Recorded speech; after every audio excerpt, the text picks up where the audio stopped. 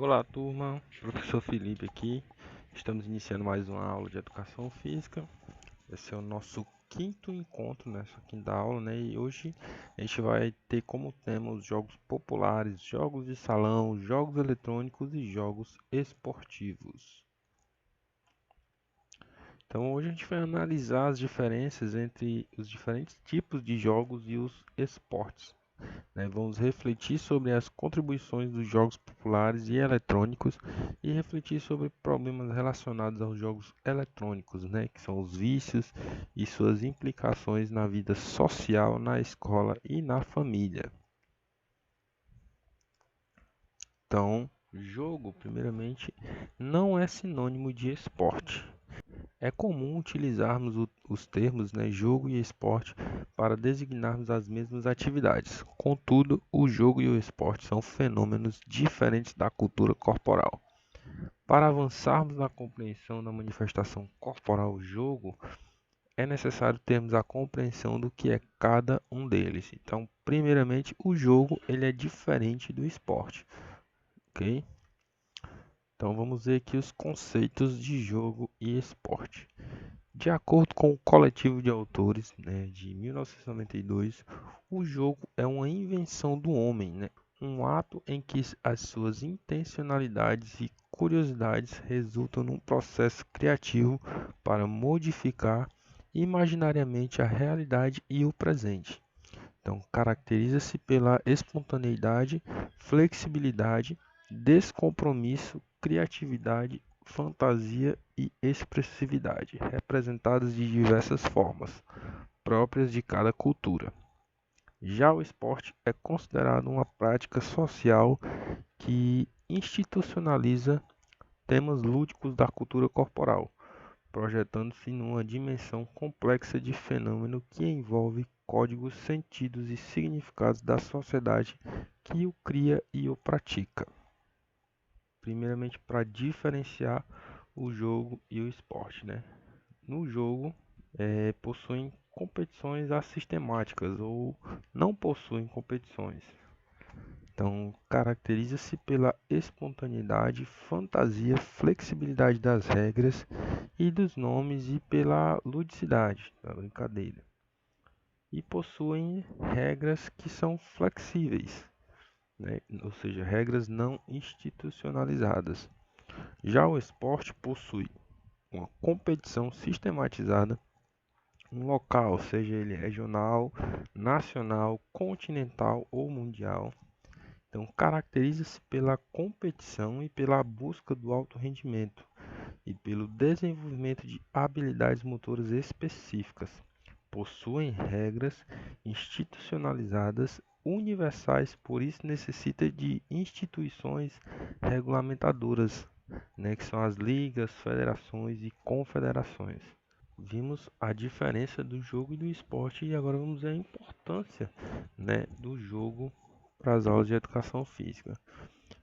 O jogo ele oferece situações de aprendizagem ricas e interessantes, promove o desenvolvimento físico e motor, a interação entre os participantes, né, e permite o confronto e percepções de esquemas, comparações, trocas de informações e ponto de vista, modificações de conceitos e conhecimentos diversos.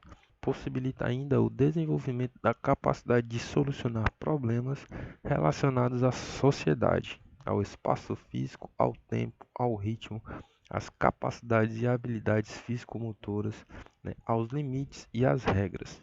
Então, proporcionam ainda a experiência de situações de convivência e conflito transferíveis para o cotidiano familiar, escolar e no mundo do trabalho. A história do jogo.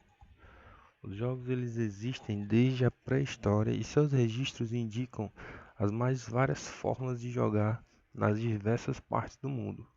Como forma de manifestação da cultura de povos da Ásia, na América pré-colombiana, na África, na Austrália e entre outros, os indígenas das ilhas mais longínquas do Oceano Pacífico, foram encontrados jogos de expressão utilitária, recreativa e religiosa. Então, alguns jogos passaram por alterações e muitos deles vieram compor um elenco de modalidades que mais tarde foram disputados nos Jogos Olímpicos da Grécia Antiga. Há registro de jogos encontrados em paredes de cavernas espalhadas pelo mundo. Então, esse fato retrata a necessidade que já se apresentava de dar aos momentos de luta pela sobrevivência, né? Atividades como a caça e a pesca, um caráter lúdico. O jogo como moderador do comportamento humano. Os jogos, como fenômenos sociais, podem ser entendidos como moderadores do comportamento humano, capazes de canalizar o impulso agressivo presente no desenvolvimento social do homem ao longo do tempo. Então, esse impulso agressivo desencadeou guerras pela conquista e dominação de espaços e povos. Então, foi o modo que o homem encontrou para controlar e adaptar o ambiente às suas necessidades de sobrevivência. Esse processo foi fundamental para a humanidade desenvolver-se em torno de leis que pautassem o comportamento e a convivência. E a classificação dos jogos? Os jogos são classificados em categorias que são interligadas histórica e teoricamente. Nós temos os jogos populares, que são jogos recreativos, temos os jogos de salão ou jogos de tabuleiro, temos os jogos eletrônicos, né? E os jogos esportivos, né? Os jogos pré-desportivos, aqueles jogos onde existem a cooperação e a competição. Os jogos populares são aqueles em que seus elementos podem ser alterados, decididos pelos próprios jogadores e que possuem regras flexíveis. São jogos que geralmente não precisam de materiais elaborados. Na maioria das vezes, os materiais necessários estão presentes no ambiente de vivência do jogo. Desta forma, os jogos populares variam de lugar para lugar. São exemplos de jogos populares da nossa cultura. Toca, pega bandeira, esconde-esconde, sete pecados, notinha, sete cacos, dono da rua e entre outros. Os jogos populares e a formação da personalidade. Os jogos populares são importantes instrumentos de socialização das crianças e adolescentes, pois permitem, né, o jogador se conhecer o outro e um ambiente onde a atividade é vivenciada, por necessitar de relações sociais concretas para serem vivenciados. Os jogos populares permitem aos jogadores a vivência de situações, problemas que requerem discussões, diálogos e acordos para resolvê-los. Então, essas vivências são importantes para a formação de uma personalidade sociável.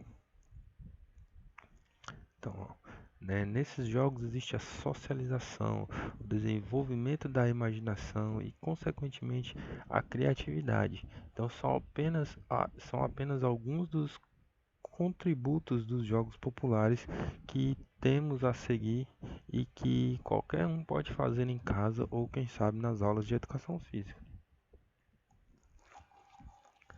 Uma das brincadeiras, um dos jogos que é muito utilizado nas aulas de educação física é a brincadeira do morto e vivo, Não importa o número de participantes. Na brincadeira do morto e vivo só é preciso que alguém fique responsável por dar os comandos e parece ser mais fácil ver quem se engana. E os participantes devem ficar alinhados de frente, para quem foi escolhido ser o líder e quem dará os comandos, Morto, então quando todos devem se abaixar e vivo quando todos devem se levantar. Então a dificuldade ela vai aumentando conforme a velocidade e a sequência for dita, por quem está como líder. Quem se engana, quem é confundido, sai do jogo e ganha o participante que não se enganar, ou que não cometeu o erro, ocupando a posição de líder na próxima rodada.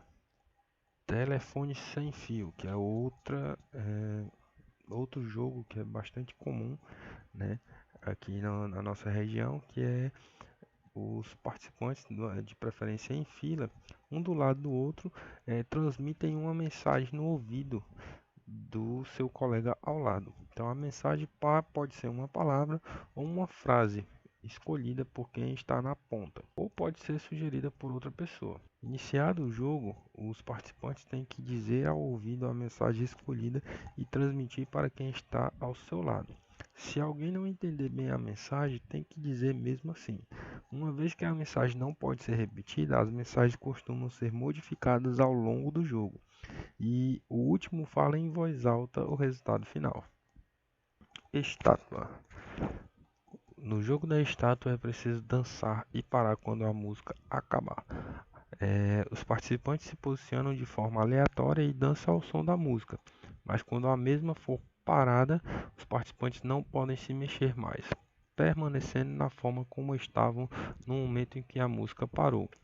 Depois disso, quem coordena a brincadeira tem que passar pelos participantes, avaliando quem permanece imóvel como uma estátua. Essa pessoa pode apenas passar entre os participantes ou falar com eles e fazer caretas, tentando fazer com que eles se mexam. Quem se mexer sai do jogo, então ganha quem permanecer até o final. Dança das cadeiras. Para fazer a dança das cadeiras, a gente precisa de uma cadeira a menos do que o número de participantes. Então, se tem 10 participantes, a gente tem que ter 9 cadeiras. Então, as cadeiras devem ficar dispostas em rodas ou viradas de costas uma para as outras, em duas fileiras. Então, com o auxílio de uma música, os participantes começam a correr em fila, né, dando voltas nas cadeiras, até que alguém pare a música e cada participante deve ocupar o lugar para se sentar. Então, o participante que ficar em pé sai do jogo e com a sua saída sai também uma cadeira até o final do jogo. O último, né, que conseguir sentar na última cadeira é o então vencedor. Então, com o avanço das novas tecnologias e com o crescimento do acesso ao computador e internet, os jogos eletrônicos ele têm tomado, né, o lugar dos jogos populares no lazer das crianças e dos adolescentes. Então não vemos mais as crianças e adolescentes correndo no final da tarde na rua brincando e gritando, né, eufórico em brincadeiras populares. Então preferem frequentar lan houses para jogar jogos eletrônicos e interagir em redes sociais. E agora com o avanço, né, dos smartphones e notebooks, computadores, as crianças permanecem muito mais tempo dentro de casa, né? Então, hoje, os videogames representam uma indústria global, né, de 100 bilhões de dólares, sendo que quase 2/3 dos lares americanos têm membros que jogam videogame regularmente. Então, tal popularidade se justifica principalmente porque os videogames existem há décadas e abrangem uma gama de plataformas, de sistemas de arcade aos consoles domésticos, então portáteis e outros dispositivos móveis. Então, a evolução, né, nos jogos, nos videogames, nos jogos eletrônicos não para. À medida que novas tecnologias passam a ser incorporadas em outros equipamentos, o mesmo movimento acontece com a evolução dos jogos eletrônicos, que trazem aos usuários novas possibilidades e recursos. Tudo isso melhora a experiência de quem joga. Então, a diversidade do acervo é outro destaque. Na indústria de entretenimento, por exemplo, muitos filmes viraram jogos ou vice-versa. A evolução dos jogos eletrônicos marca os principais avanços, né? Embora os videogames sejam encontrados hoje em lares por todo o mundo, eles realmente nasceram nos laboratórios de pesquisa de cientistas. Então, das salas de universidades para a palma da mão, o avanço dos jogos tem sido muito expressivo desde o lançamento do primeiro game comercial. Então, a gente vai ver aqui um pouquinho da evolução do videogame nos anos de 1940, 50 e 60.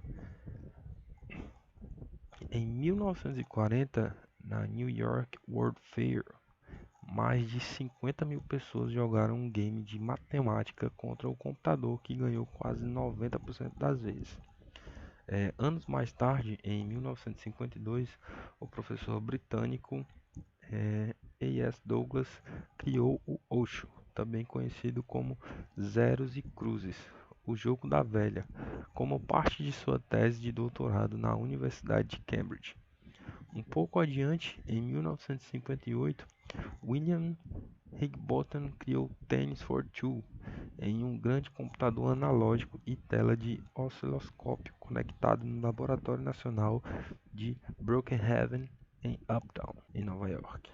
Então, com uma interface muito simples, né, na linha do tempo da evolução dos jogos eletrônicos, esse foi o primeiro a ser comercializado.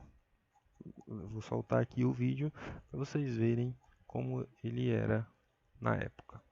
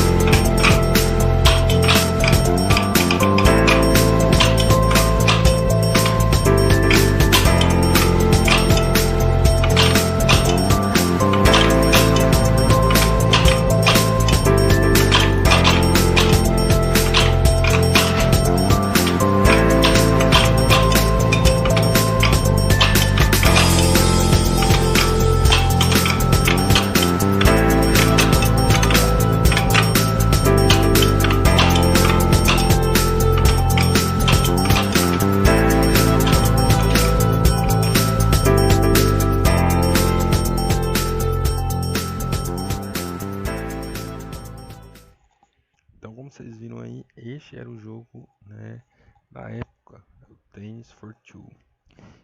Em 1962, Steve Russell, do Massachusetts Institute of Technology, criou o Space War, um videogame de combate espacial baseado em computador para o PDP, processador de dados programado 1. Um computador de ponta encontrado principalmente em universidades na época. Assim, o Space War foi o primeiro videogame que pode ser jogado em várias instalações de computadores. Já em 1967, finalmente foi criado o primeiro jogo eletrônico para ser usado em casa, que se parece com o videogame que conhecemos hoje. Era o Brown Box, então trazia até 6 jogos diferentes, então tendo sido amplamente aceito entre 1972 e 1975. Foram vendidos 300 mil aparelhos. Nos anos 70, os jogos arcades marcam a evolução do videogame. Nessa época, a empresa Sega estava investindo em jogos de arcade. Como resultado deste trabalho, lançou em 1972 a Atari, a primeira empresa de jogos eletrônicos do mundo. Neste primeiro momento, as máquinas eram projetadas para os espaços comerciais. Então, na década de 70, os jogos arcade se espalharam pelos Estados Unidos, tornando-se populares entre os usuários que queriam alcançar a pontuação máxima entre as principais máquinas, como Space Invaders, Pong, Donkey Kong e Pac-Man. O Atari 2600 é lançado em 1977, alcançando um alto número de vendas por ano, de 250 a 550 mil unidades. Também nos anos 70 foram criados computadores pessoais. Então a Intel produziu o primeiro microprocessador chamado de 4004. Nos anos 80, nós temos a evolução do videogame e a comunidade de gamers. O lançamento de revistas como Computer and Video Games em 1981 e a Computer Gaming World foi um marco importante que incentivou a formação da primeira comunidade de gamers. Graças à publicação, os usuários tinham uma comunidade e podiam trocar informações sobre os gamers. Além disso, outro marco da década de 1980 foi o lançamento da Nintendo no Japão. Em 1983, a marca trouxe para o mercado o console Family Computer, abreviado para Famicom. Mais tarde, o produto passou a ser conhecido como Nintendo Entertainment System, ou o famoso NES, no resto do mundo.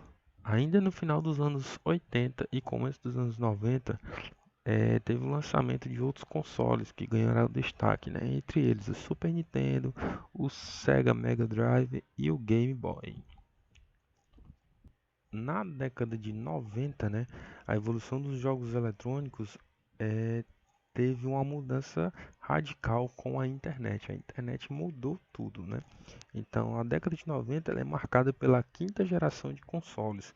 Então, são vários os lançamentos e destaques, né? Que foram o Nintendo 64, que foi lançado em 1966, o PlayStation, né, que lançado pela Sony em 1994, e o Sega Saturn, que também foi lançado em 1994. Além disso, nesse período também começa a ser desenvolvidos os jogos em 3D. Em paralelo, os compact discs, ou seja, os CDs, começam a ser utilizados em maior escala. Então, nesse período, a internet se torna mais popular e tendo sido a grande responsável pela mudança de comportamento e de estilo de vida das pessoas em todo o mundo. O lançamento do Windows 95 trouxe uma nova possibilidade de conexão. O acesso à internet passava a ser mais barato, pois o sistema já trazia uma placa de internet necessária para se conectar. Com o acesso à internet, era possível pensar em migrar os jogos eletrônicos dos consoles para as telas dos computadores. Então, dos anos 2000 para cá, então, como foi a evolução dos jogos eletrônicos? Nos últimos 20 anos, além da evolução dos videogames, o mundo passou por outras mudanças muito expressivas. Com a jornada de transformação digital e o amplo uso de novas ferramentas tecnológicas, os jogos eletrônicos para dispositivos mobile já representam grande parte do mercado. Dentre as tecnologias disruptivas que serão usadas pelas empresas de indústrias de games, a realidade virtual é uma delas. O case do sucesso do Pokémon Go mostrou que sim, as novas tecnologias irão revolucionar o setor. Embora ainda existam desafios e dificuldades a serem enfrentadas para fazer o uso das novas tecnologias em escala global, sabemos que esse amadurecimento é só uma questão de tempo. Com o avanço constante da tecnologia e da rede 5G, estudiosos e pesquisas apontam que até 2025 a evolução dos jogos eletrônicos deve dar um salto. Muito além do número, o maior impacto certamente será a experiência do usuário. Nos próximos anos, a evolução dos jogos eletrônicos vai ser tão intensa que será difícil de reconhecer. O futuro da indústria de games não é certo, mas com certeza vai entregar entretenimento digital e diversão para as pessoas. Então, como foi a evolução dos videogames, né? As 9 gerações dos consoles. Vamos recapitular aqui. A primeira geração em 1972 a 1978. O lançamento do primeiro videogame doméstico comercial, o Magnavox Odyssey, seguido de outros games como o Pong, marcou a primeira geração de consoles de mesa.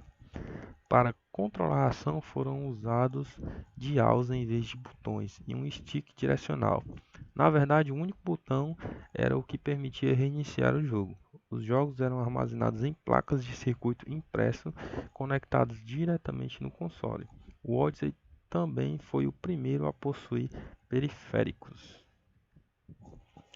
segunda geração, que veio de 1978 a 1984, é marcada pelo início da era dos cartuchos de videogame, permitindo o fortalecimento das empresas desse mercado.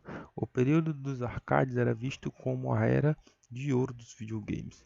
Os consoles de segunda geração foram definidos pelo microprocessador. As limitadas placas de circuito impresso da primeira geração deram lugar a jogos completos armazenados em cartuchos, enquanto aqueles botões pesados se tornariam controles direcionais. A terceira geração, que foi de 1984 a 1990. Depois do crash dos videogames de 1983, companhias japonesas apresentaram os videogames de 8 bits, buscando retomar um mercado destruído e dominado pelos arcades. Nessa geração, empresas como Nintendo e Sega buscam reafirmação. A quarta geração, que foi de 1990 a 1996, também é conhecida como a Guerra dos Consoles. Essa foi a geração marcada pelo advento dos consoles de 16 bits e pela disputa das empresas que conduziam a estratégia como franquias e ações de marketing agressivas.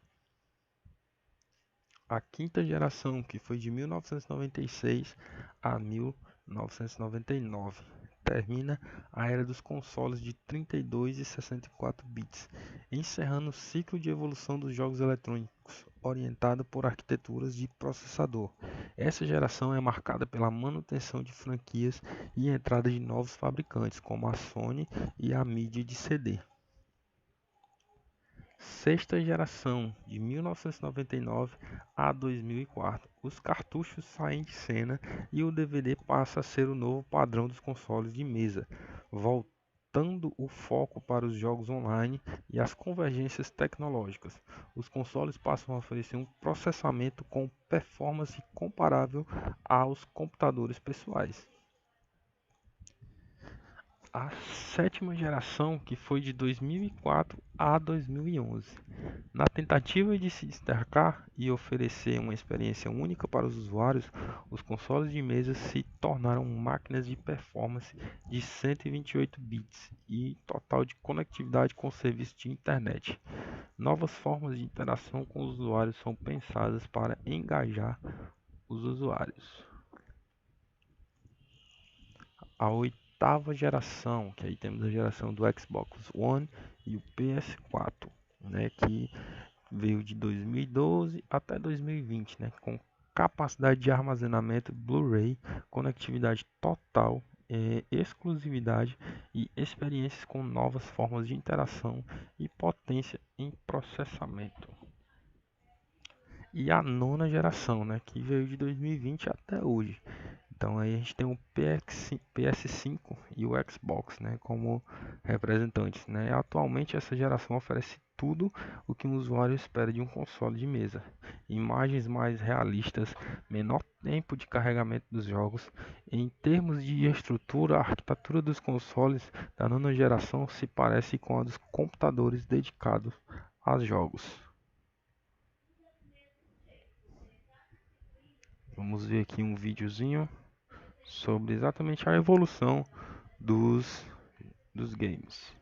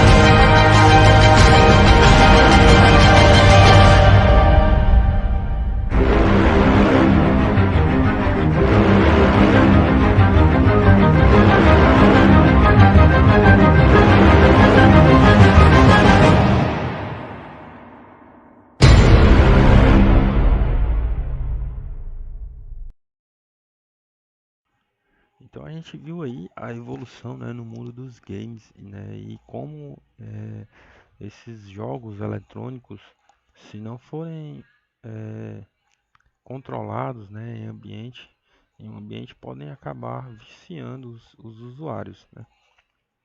Então, vamos ver agora aqui a respeito dos jogos de salão, né? Que os jogos de salão são os jogos de tabuleiro, né? Ou os jogos de mesa, que utilizam peças para a representação dos jogadores. Então, possuem regras pré-determinadas e os jogos de salão são caracterizados pela utilização do raciocínio lógico e de estratégias minuciosamente elaboradas, requerendo do jogador muita atenção e concentração durante o jogo. Então são exemplos de jogos de salão: dominó, a dama, o xadrez, o gamão, o baralho, trilha, o uno, fubica e quebra-cabeças de forma geral, e entre outros jogos.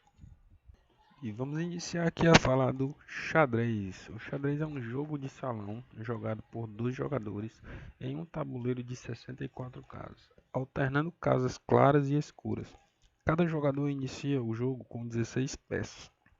São 8 peões, 2 cavalos, 2 bispos, 2 torres, uma dama e um rei. Vamos ver aqui a história do xadrez, né? A origem exata do xadrez é misteriosa, conhecendo-se até o presente momento cerca de 40 lendas a este respeito. Dentre elas, uma menciona o herói grego Palamedes como o criador do xadrez, durante o cerco de Troia, com o objetivo de distrair seus guerreiros. Entretanto, é no norte da Índia que se encontram as principais fontes arqueológicas reconhecidas como verdadeiras. Aproximadamente no ano de 570 da nossa era nasce o jogo dos quatro membros, Chaturanga, um ancestral direto do xadrez. Participavam dele quatro jogadores, possuindo cada um 8 peças, sendo um ministro, mais tarde a rainha, no presente a dama, um cavalo, um elefante, hoje o bispo, um navio, mais tarde uma carruagem, nos nossos dias a torre, e quatro soldados, atualmente os peões, dispostos nos quatro cantos do tabuleiro de 64 casas unicolores. As peças diferenciavam-se pelas cores pretas, vermelhas, verdes e amarelas. Os adversários jogavam individualmente e o lançamento de dado designava a peça a ser movimentada. Por ocasião das trocas comerciais e culturais entre países vizinhos, a chaturanga é exportada para a China, o Japão e a Pérsia. Várias modificações aconteceram até chegar aos nossos dias.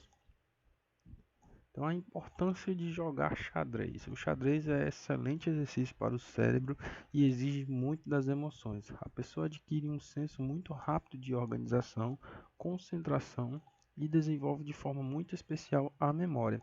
O xadrez trabalha a imaginação, a atenção, a memorização, o planejamento e a paciência. Então vamos ver aqui como é a localização das peças no tabuleiro. As peças do xadrez possuem lugares definidos para se posicionar no início do jogo. O tabuleiro de xadrez possui 8 linhas identificadas por números e 8 colunas identificadas por letras, como mostra a figura aqui ao lado. As peças pretas ficam das linhas 7 e 8, e as peças brancas nas linhas 1 e 2. Os peões pretos completam toda a linha 7 e os brancos toda a linha 2. As torres pretas ocupam as casas 8A e B8.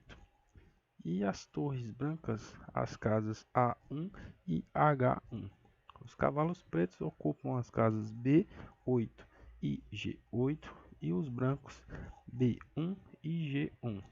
Os bispos pretos nas casas E8 e F8 e os brancos nas C1 e F1. O rei preto na casa C8 e o rei branco na casa E1. E dama preta na casa D8 e dama branca na casa D1.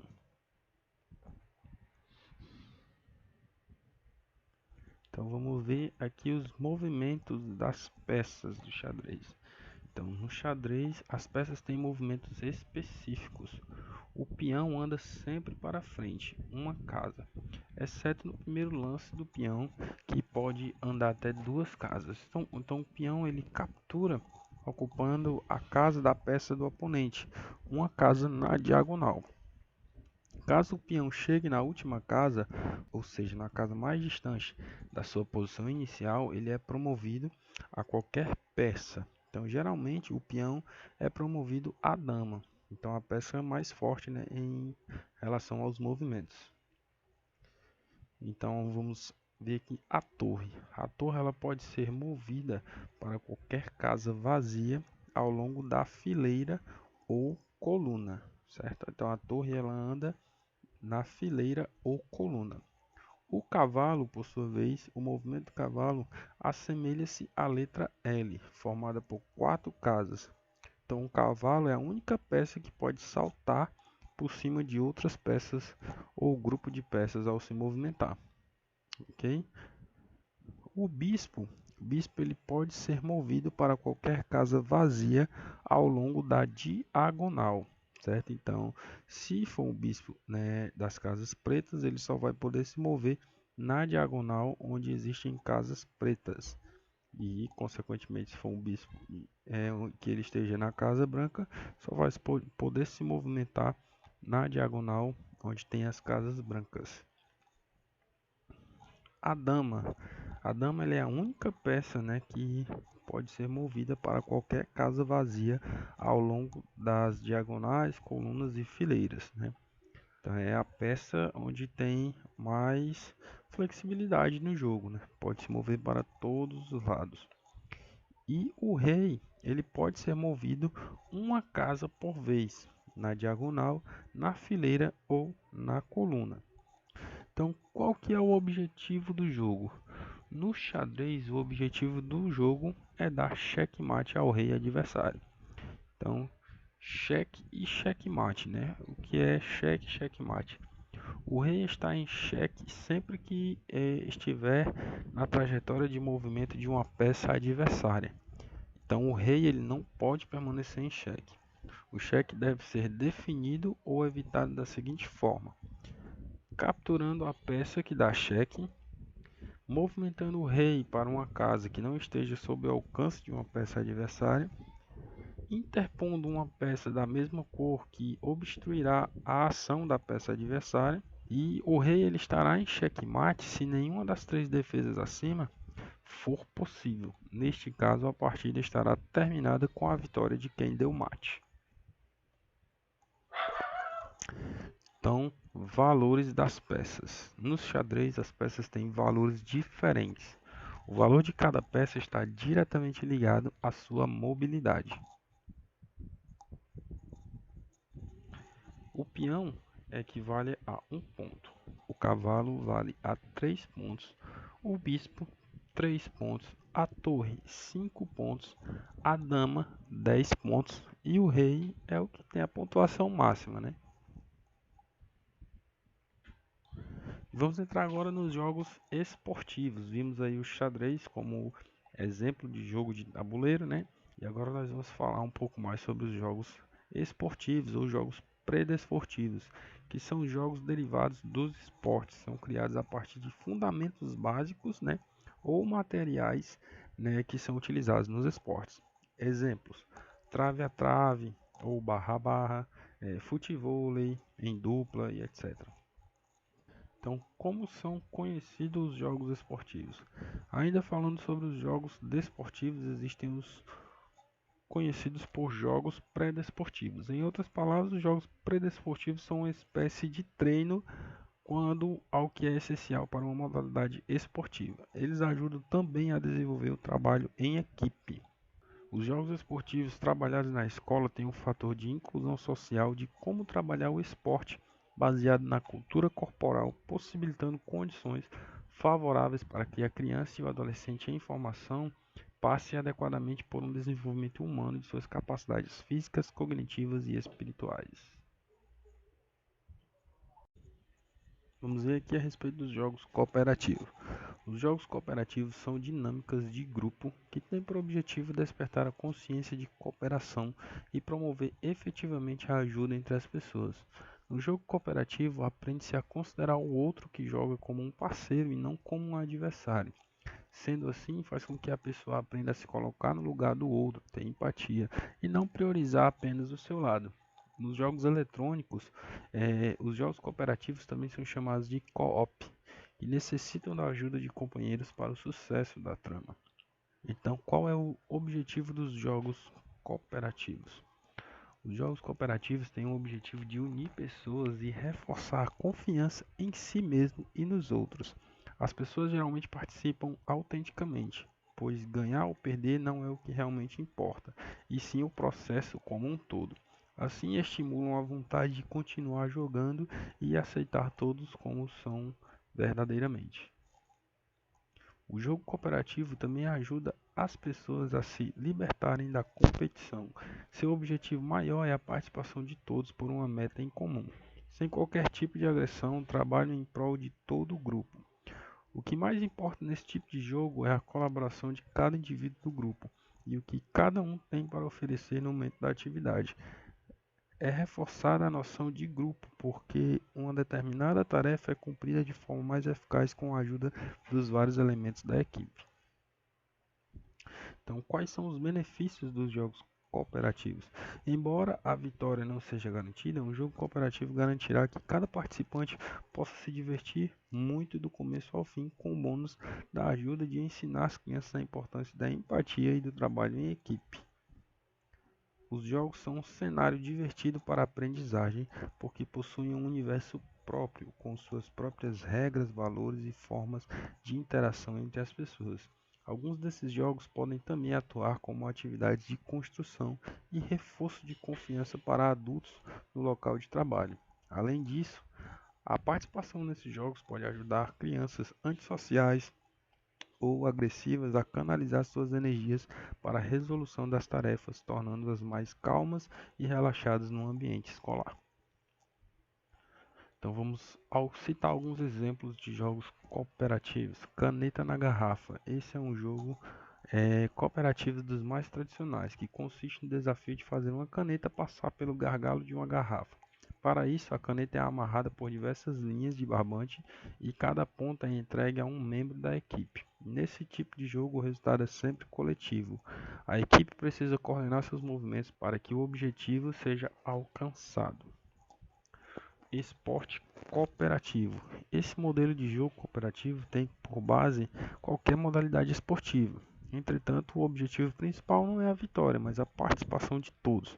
Por exemplo, os gols ou pontos para ser validados devem contar com a participação de todos os membros. Também pode haver uma troca constante entre integrantes das equipes. O vôlei infinito e altinha, né? Esses são jogos, né, que possuem como objetivo a manutenção da bola no alto pelos participantes. Além de estimular a cooperação, tanto o vôlei infinito como a altinha são formas de exercitar e desenvolver os fundamentos do vôlei e do futebol, respectivamente. Vamos entrar agora nos jogos competitivos. Os jogos competitivos são aqueles em que há vencedores e vencidos, né? Sua principal finalidade é estimular a competição justa entre os participantes e aprender a lidar com as vitórias e derrotas. É importante desenvolver a face educativa dos jogos, ensinar a criança e adolescente que perder ou ganhar faz parte do jogo e não é o mais relevante, mas fazer com que todos trabalhem por um objetivo em comum. Em jogos competitivos devem ser estimuladas diferentes habilidades dos competidores. Jogos intelectuais, jogos que estimulam os reflexos, jogos de estratégia, esporte, entre outros. São boas oportunidades para desenvolver diversas competências. Mesmo nos jogos competitivos, deve-se evitar a competição como única motivação. Os jogos competitivos podem ser educativos quando trabalhado em suas relações com os valores éticos, o jogo limpo, fair play, e evitando valorização excessiva dos vencedores e dos perdedores. O objetivo é fazer com que seja estimulado não apenas a competitividade, mas em especial o raciocínio e o respeito às regras. No caso dos jogos coletivos, também a colaboração e o trabalho em equipe. Um dos riscos dos jogos competitivos é levar os indivíduos a um clima de rivalidade. O jogo pode assumir apenas como foco a vitória, podendo provocar assim um alto nível de angústia, a agressividade e a exclusão dos participantes compreendidos como menos aptos. Vamos citar aqui alguns exemplos, né, de jogos competitivos, que são todos aqueles em que há uma disputa pela vitória. Então, alguns exemplos são o xadrez, né, o jogo de tabuleiro, dama, jogo da velha, stop ou a dedonha, a queimada, né, ou carimba, como é conhecido em outras localidades, jogo de pique-pega, pique-bandeira, pique-esconde, jogos de baralho, truco, sueca, uno, né, os esportes de forma geral, vôlei, futebol, basquete, tênis de mesa, judô. Então é isso, gente. Aqui finalizamos a nossa aula. Nos vemos no próximo encontro e bons estudos a todos.